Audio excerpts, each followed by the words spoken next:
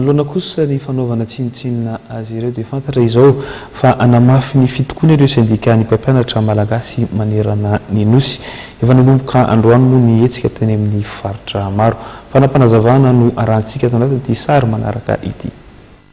Tsy handray anjara sy ho tonga amin'ny fanadinana ara-panjakana voalohany na ny fanadinana CPE izay atao amin'ny fahadimy volana jolay ho avy izao ireo mpampianatra ao amin'ny sindikan'ny mpampianatra nosy manerana ny Madagasikara. Hatreto mbola tsy mivany olan'ireo mpampianatra manerana ny nosy na dia efa nanome fe-potoana herinandro ny fanjakana azy izy ireo amalina ny fitakiny izay nifarana tamin'ny herinandro lasa iny. Anamafy ny fitokonana ireo sindikan'ny mpampianatra manerana ny nosy manoloana izany.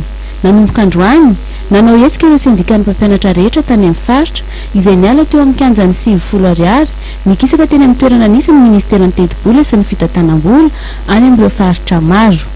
Tsy mbola nanatanteraka izany kosa ny sindikan'ny mpampianatra malagasy na ny sepa-manosy teto Antananarivo nanoloana ny zavan'ny Omamy.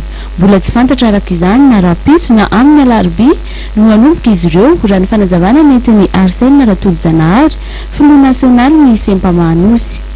Raha tsy aivina dia mitaky ny mikasika ny tambo-karamany ireo mpampianatra ireo.